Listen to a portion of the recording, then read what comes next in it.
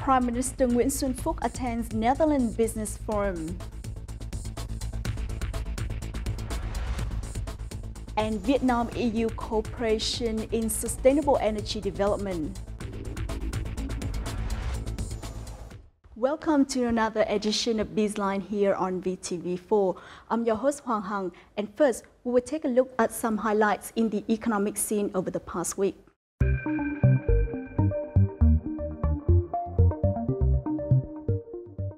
Now, Prime Minister Nguyễn Xuân Phúc attended the Netherlands-Vietnam Business Forum on June the 10th in The Hague as part of his official visit to the Netherlands.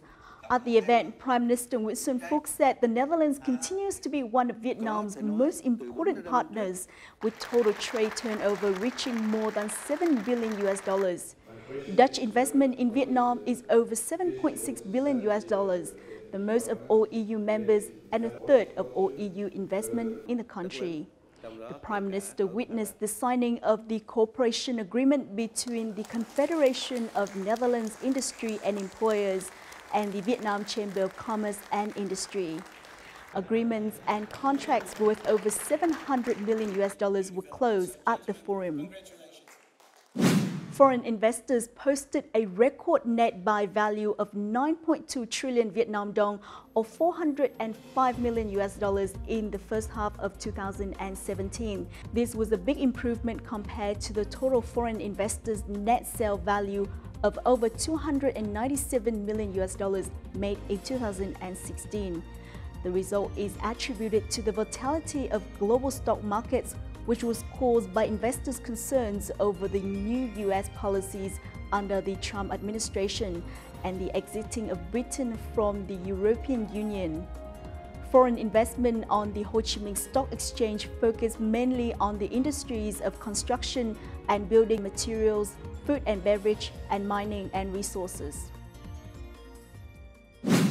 The prices of Lục Ngạn lychees have hit a record high over the last 64 years. This is according to the Bắc Giang Province Department of Industry and Trade. The average price is $1.8 per kilo, which is much higher than last year's figure of $1.1 per kilo. It even reached $3.6 per kilo during peak season. According to the department, by July the 10th, the province had sold nearly 81,000 tons of lychees, earning revenue of $1.4 billion. This year, around 54,400 tons of lychees have been consumed on the domestic market, and the remaining volume has been exported to around 30 countries in the world, including 2 new markets in Thailand and the UAE. Vietnam's retail market has kept a stable growth rate of more than 10% during the first 6 months of this year. This is according to figures from the General Statistics Office, and the market's retail revenue in June 2017 was worth some $10.85 billion. This is an increase of 10.3% from the same period of last year. The market's total retail revenue during the first 6 months was estimated to reach more than $64.3 billion, up 10.2% from the last year's figure. In June, A.T. Kearney in its Global Retail Development Index listed Vietnam among the top 6 most attractive retail markets in the world this year, following India, China, Malaysia, Turkey, and the United Arab Emirates. The State Bank of Vietnam, or SBV, announced its adjustment of lowering lending interest rates by 0.5% while maintaining interest rates for deposits starting July the 10th to support businesses. Following this policy, 4 banks with state capital, namely Agribank, VIDV, Vietinbank, and Vietcombank, all lowered their short-term interest rates by 0.5% for businesses in prioritized sectors, such as exports and supports industry. Meanwhile, Liên Việt Post Bank is offering enterprises with good performance rates in all terms 0.25% lower than its previous ones. VP Bank, on the other hand, announced it will be lowering its short-term rates by 0.5% to 1% based on different sectors. Vietnamese antiquities and art treasures with great historical and cultural values will be auctioned on August the 19th in Hanoi, marking the first time a professional auction company has been authorized by the City People's Committee to sell the country's antiquities. The first ever auction will be open to both domestic and international collectors to compete for antiques that date back to the 13th century. 3 unique antiquities on the block include a 2,000-year-old bronze vessel from the Dong Sơn culture, a ceramic jar with brown patterns from the Chen dynasty in the 13th century, and an enamel box of the royal family from the Nguyen dynasty in the mid-19th century.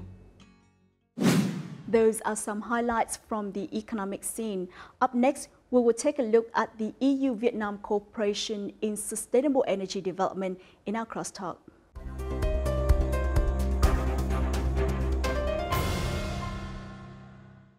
A new report launched by the Worldwide Fund for Nature, or WWF Vietnam, finds that 100% of Vietnam's power can be generated by renewable energy technologies by 2050.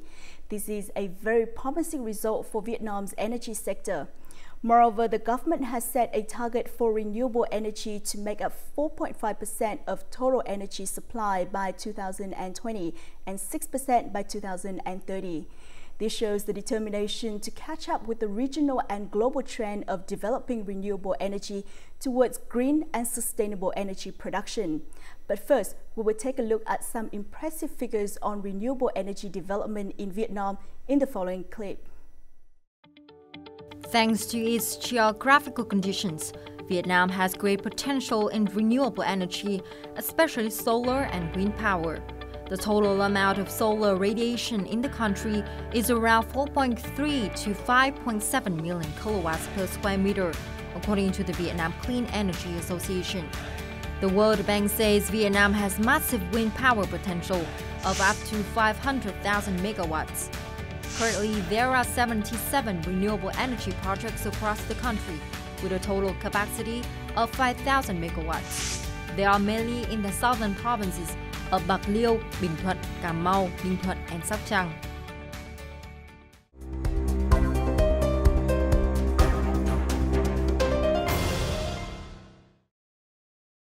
In order for Vietnam to develop its energy sector, cooperation with foreign partners and countries with extensive experience in the field will help Vietnam work toward a sustainable, clean energy sector in the years to come. And joining our Bizline program today is Mr. Alejandro Montalba, head of the Cooperation and Development section of the EU delegation to Vietnam. Thank you for joining us. Thank you very much for inviting us to be here today. Now, the experts think that Vietnam has the advantages to further develop its energy sector, such as long coast and high wind speed. And Vietnam also has the highest amount of sunshine in the world's solar radiation chart. Why do you think that we are still behind in unlocking such potential? I think in Vietnam there is still a lot to do in the area of renewable energy. Primary sources of energy in Vietnam are abundant and cheap, be it in the form of solar radiation or wind power. I think that there are a number of reasons behind why Vietnam is still lagging behind in the development of the technologies. I would say first that the goals in terms of energy security are very much prevalent in the policies of the government, meaning that what is more important, as in any other economy in the world, is to secure the supply of energy every day. There is also a factor linked to the consideration of solar and wind power as new technologies, and as new technology there is still the perception that they have to demonstrate that it will work and it will complement in a safe manner the production of energy coming from more traditional sources. There is a conception, the perception that renewable energy are expensive, are intermittent and cannot secure 24-hour supply. I think also that little by little this perception is changing, and we expect that in the next future goals of energy security may be complemented by goals in terms of clean and sustainable energy for all. As EU member nation has great experience in sustainable energy development, in your opinion, what can Vietnam learn from them? At the European Union level, we have a lot to share with our partner countries, including Vietnam. Perception in the public opinion in the European countries has changed over the last 10 to 20 years, and public opinion is more and more inclined to utilize alternative sources of energy in order to have better lives in terms of cleaner energy, better environmental conservation. What is important at the end of the day is having a sustainable and secure energy mix that is a combination of different sources of production, be it hydropower, solar, wind, and geothermal. Another lesson I would point out here is that the question of increased use of renewable energies in the form of solar and wind mainly is not very much about public investment, but it is also about the development of a conducive legal and technical framework to make possible private capital to step in the area of generation, and so that total installed capacity is increased also in the area of renewable. So what support has been provided by the EU to help Vietnam facilitate its clean energy development? Well, the European Union delegation using its resources of what we call our bilateral program of cooperation with Vietnam is very much focusing sustainable energy as the main area of assistance for the period 2014-2020. With our program, we are allocating some 350 million euro, which is approximately 380 million US dollars, in support of energy development of the energy sector, in particular the electricity sector. We have three main goals in our program, which is improving efficiency in the use of in the production and consumption of energy. We want to promote the development of clean energy sources, renewable, solar, wind, and others. And we also want to secure access for all to energy, which is very important. We are providing assistance, financial and technical assistance in the form of direct transfers to the Treasury of the state, so that the government can implement their programs and policies. On June 21st, the Vietnam Energy Partnership Group was set up in the presence of Minister of Industry and Trade Trần Tuấn Anh and Bruno Angele, head of the EU delegation to Vietnam.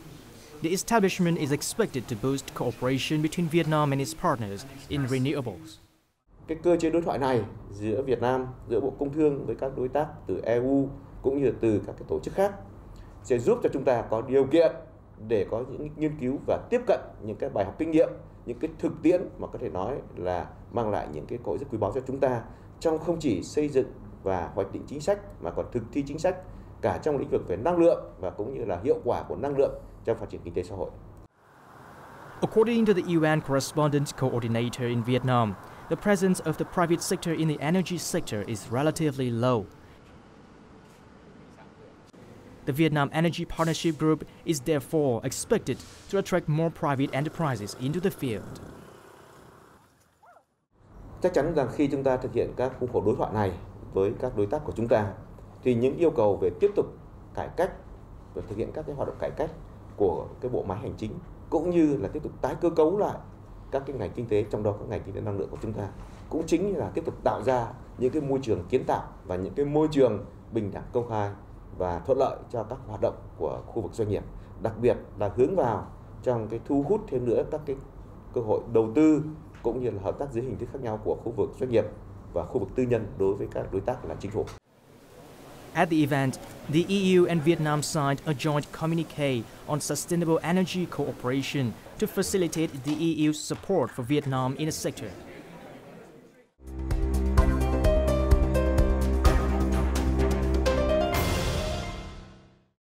What assistance will the EU provide within the framework of this agreement?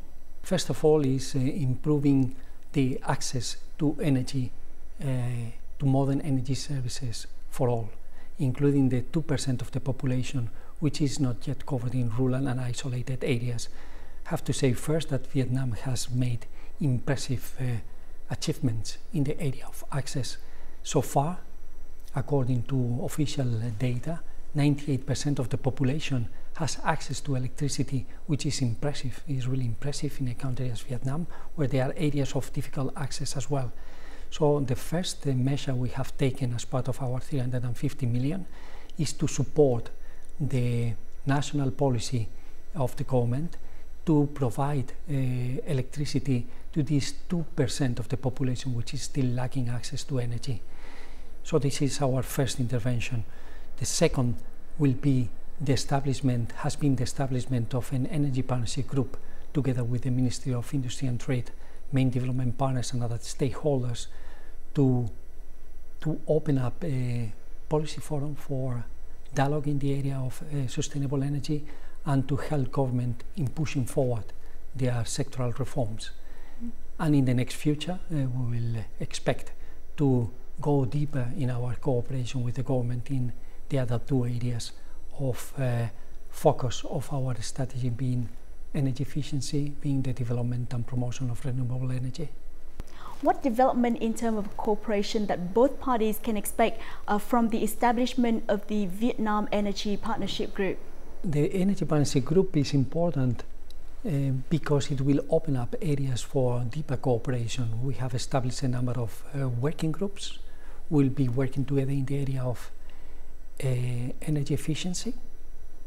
You know that a very important way to improve the way energy resources are used are by improving energy efficiency in the production and consumption.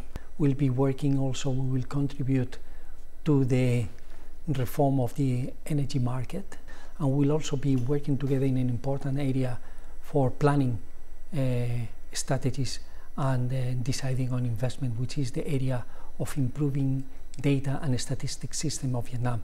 Knowing more what is happening will mean that the better decisions will be made in the future. So how can Vietnam make itself become more attractive for investors, especially those from the EU?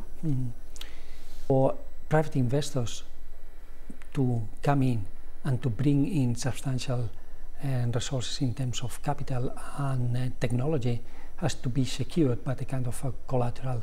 As you know, investors, when the investors take a decision to move into a particular sector, they should go first to the financial institutions, to the banks, to get their initiatives properly financed by the banks.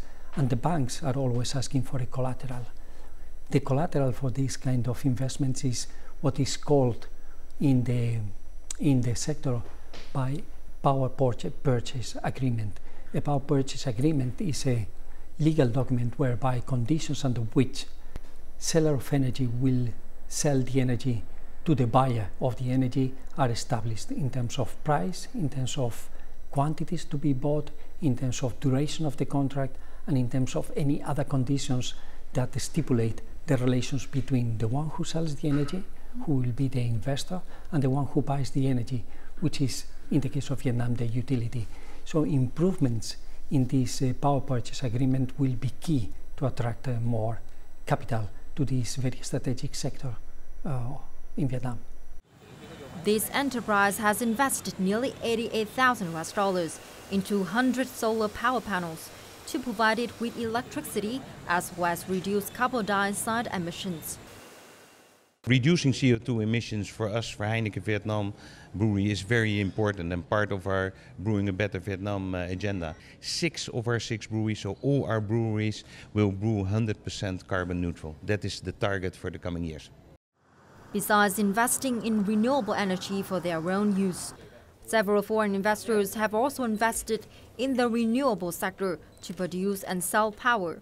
Right now, we are looking into over 500 to 600 megawatt projects, including Long An project. So every year, we are hoping we can develop over 300, 400 megawatt project every year in Vietnam. Meanwhile, some domestic companies have also invested in the sector. Solar power has attracted 30 investors, both local and foreign.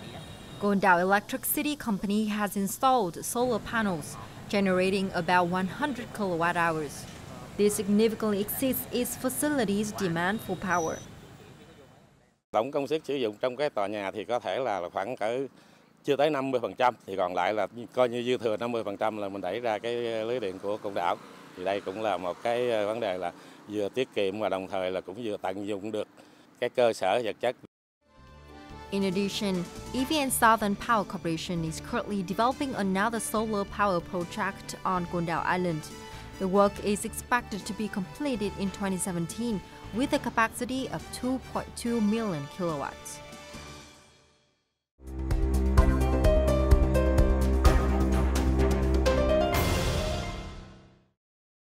Now, I believe you have been to some of our wind and solar energy models in Vietnam.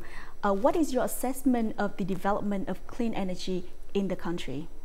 So I have visited a couple of projects in the area of solar energy, and it is interesting to see that these new solar farms are efficient, are well considered, and there are also plans for quite innovative approaches in the way the solar panels are established, not only in the ground but also as floating panels in the surface of lakes and reservoirs, so that to some extent the price for establishment is much less, because you don't need to use the ground, but you can set the panels floating in the reservoir, so the whole model becomes cheaper. It is also important to know that the price of the kilowatt hour produced by new technologies is decreasing very, very rapidly compared with what it used to be. Price has halved over the last 10 years, more or less, and this trend is continuing. Now, the Vietnamese government has recently increased its buying price for solar energy through Electricity Vietnam to about 9.35 cents per kilowatt hour, which is almost double the price previously. So what is your take on this development? I think it's a very good decision about the establishment of this feed-in tariff, extra price paid for the kilowatt hour produced in a clean manner.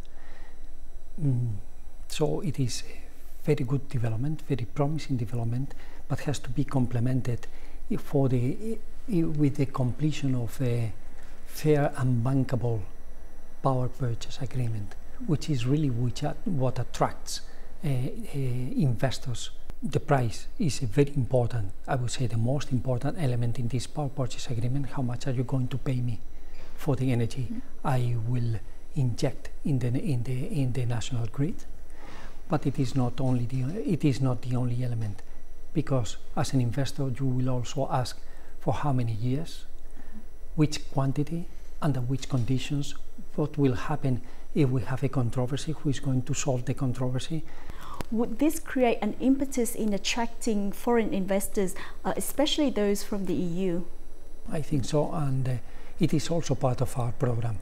It's difficult to predict the future, as you can imagine, but if we look at the trends, not only in the industrialized countries, but also in emerging economies, look at China, look at India, they're investing massively in energy, in renewable energies.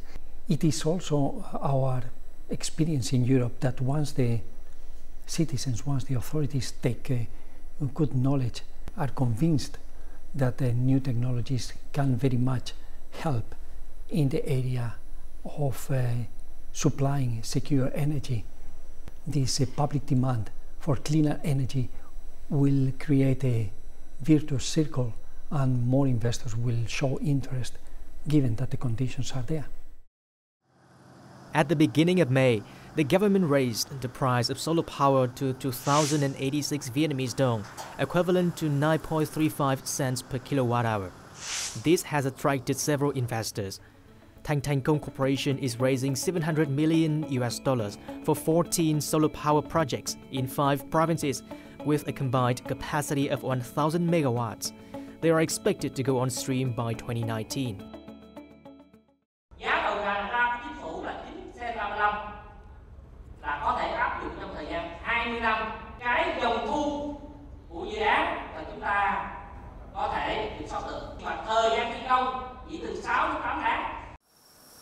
of the top solar panel manufacturers, Korean corporation Hanwha has begun construction of a 100 megawatt solar power plant in Long An province. The government has set the ground rule for the solar projects.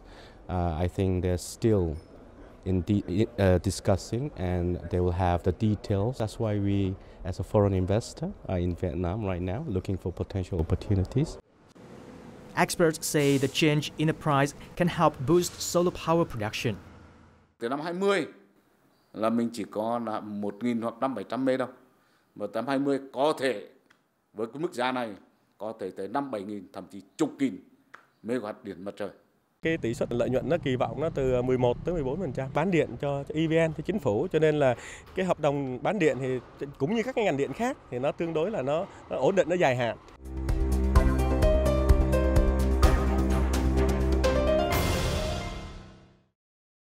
Currently, there are three biggest challenges for Vietnam and even other countries in terms of developing its sustainable energy. First of all is price. Second of all is security of energy, and then climate change. So do you think the recent changes in the field is enough to tackle these issues? Almost every national energy policy is based on these three principles. I would put first energy security, affordable prices, and environmental protection. And with the experience and with the successful investments that are taking place little by little, the perception that these three main pillars are very much interlinked is being now almost recognized by citizens and authorities. So I think these three pillars should move together without forgetting the point that prices have to be kept as low as possible to secure the other two main objectives. Drawing from experience from other more developed countries in the field, what guidelines should Vietnam follow for sustainable development of this field? First of all, to have a diversified energy mix. Energy should come from different sources in order to compensate possible failures from one of the sources with possible gains from the others. If you are relying 100% on hydropower and you have a drought in a given year, you will find out that you cannot secure the supply. If you are relying only on coal and gas, if for any reason the access to these raw materials is limited because of international prices and so, your national accounts will also suffer. Energy mix is an important thing. Diversifying the sources of supply is important.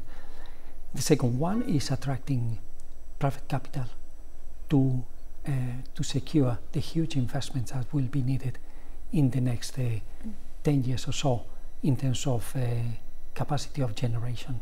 It is estimated that in the next 10 to 15 years, the energy demand in Vietnam may double, and investments are in the areas of billions of dollars. So all these resources cannot come alone from the national budget, as you may imagine, and it is important to attract these foreign investors to cope with the very high increase in demand in order to reach all very ambitious socio-economic development goals of the government. So thank you so much for that.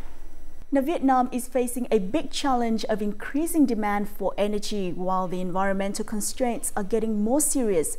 As a member of COP21, Vietnam has affirmed its determination to join hands with the international community in climate change mitigation and adaptation. The development of its renewable energy sector brings it one step closer to realize this commitment. And once again, thank you, Mr. Alejandro, for joining our program today. And that is also the end of our Bizline program. For more news and updates, please log on to vtv4.vn or youtube.com/vtv4go. From our team here in Hanoi, until next time.